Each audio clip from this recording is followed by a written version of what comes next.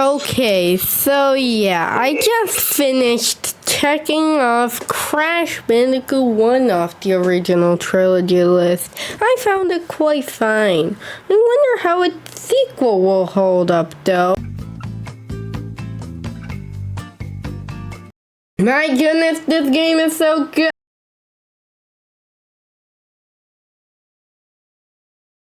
Hello everybody, I'm Caio from Caio Games, and hey, did you like my new intro? Pretty cool, right? Anyway, today we're going to be talking about Crash Bandicoot 1 sequel, and it's obviously Crash Bandicoot 2. Crash Bandicoot 2 is mostly regarded to be a pretty good game, but let's see if it holds up to me, because I thought that the Crash Bandicoot 1 game was quite decent. I mean, it wasn't anything super duper special, but I quite liked it. Anyway, okay, so yeah. Anyway, so now we're going to be talking about its sequel, Crash Bandicoot 2, and looking at everything that it does and seeing what it does right. Beginning with the story. The story is actually pretty good. Basically, after falling out of his limb, Cortex ends up crashing and uncovers the and using the power of the crystal he found, because I do not know how he would build an entire spaceship emissary, the Death Star 2 aka, so yeah. But anyway, after a year, just a year to build a gigantic spaceship, he gets a new recruit also, Engine, who says that they found the Master Crystal, but they need 25 other slave crystals. Get it? Master, slave, yeah. So yeah, with no more friends on the surface, Cortex decides to use an enemy, aka Crash, by straight up lying to him that without the crystals he couldn't stop something from possibly ending life on Earth. So yeah. Anyway, so now it's your job as Crash to collect the crystals to save the planet. So yeah, it's a pretty simple story, and that's practically it.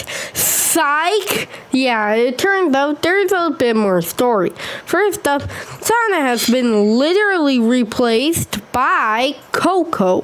That is being acted by, what's her name again? I don't remember the actors of this game. Anyway, so yeah. And then Brio returns as a good guy this time. Surprise! Surprise! Yeah, now he's trying to stop Cortex by collecting the gems.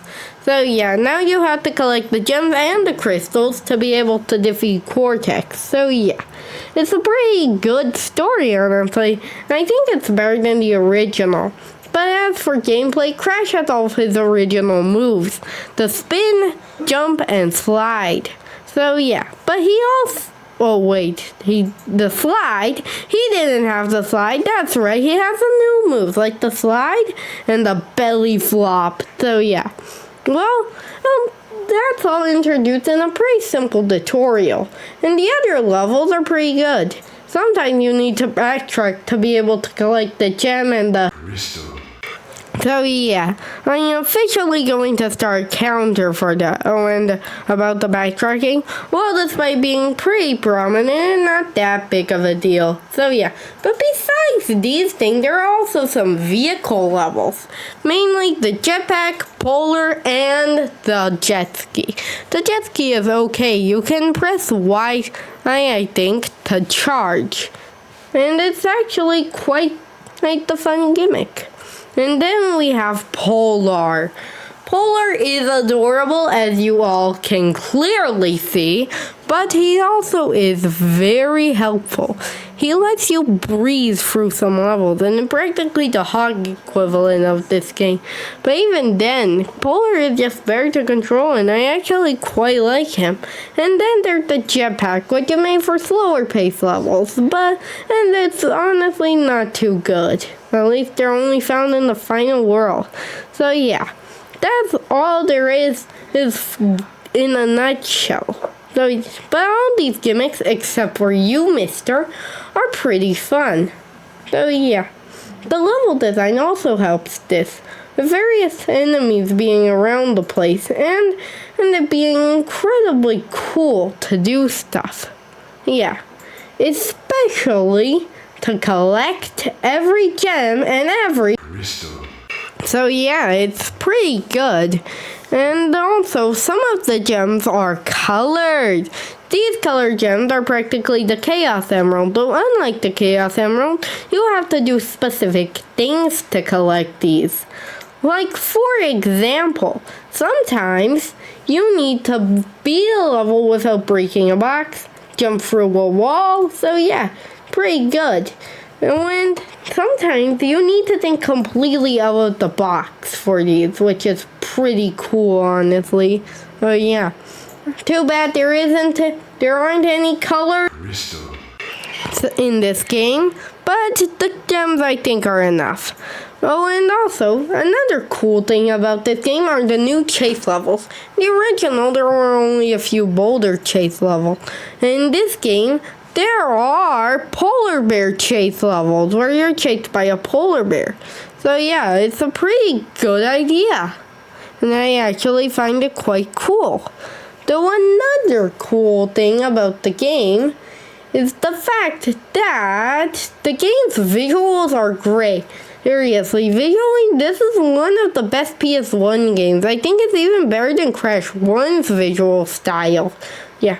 Another thing that has gotten them upgrade besides the visuals, boulder chase levels, and vehicle levels are the different bonus rooms.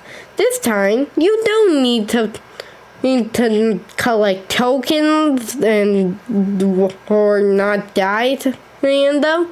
No, this time they're just platforms floating around.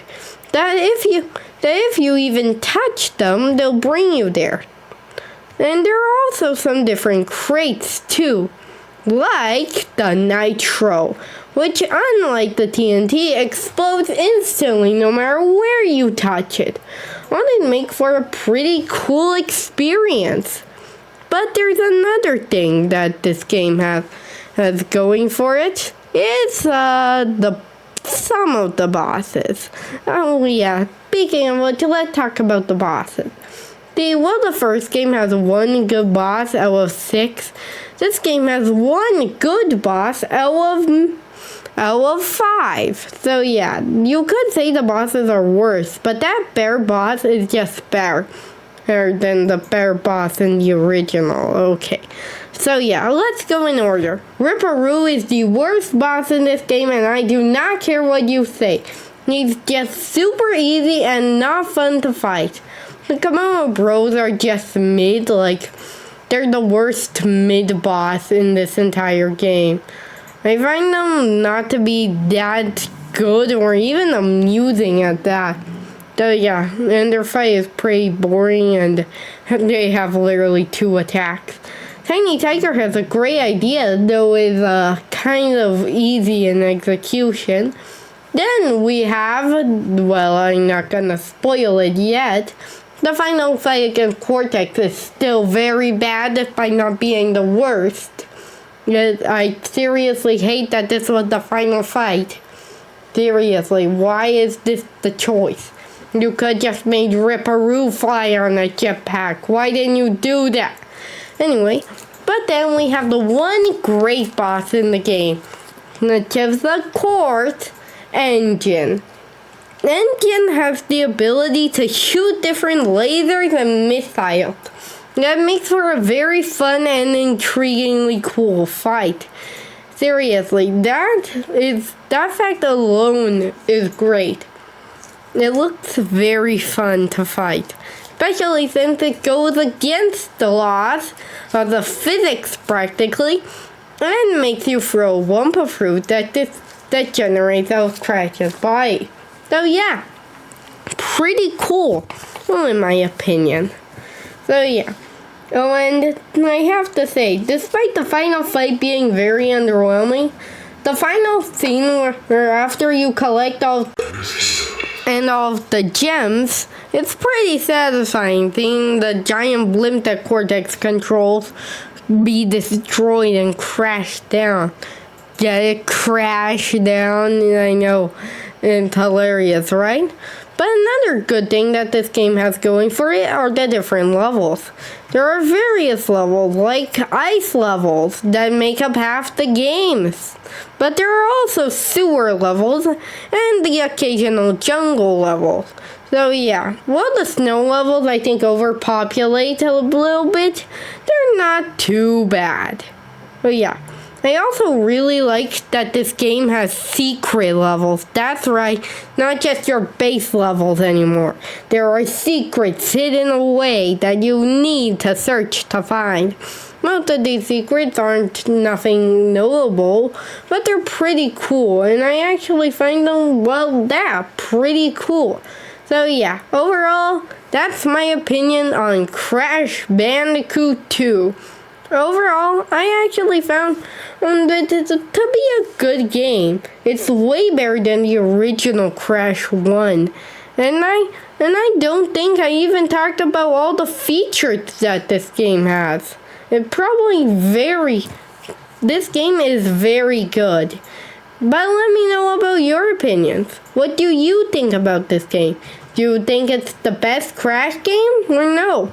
Leave your opinions in the comments below, and while you're down there, make sure to like, subscribe, and hit the notification bell to be notified of our next video. Okay, people, so goodbye, and see you next time on Caio Games.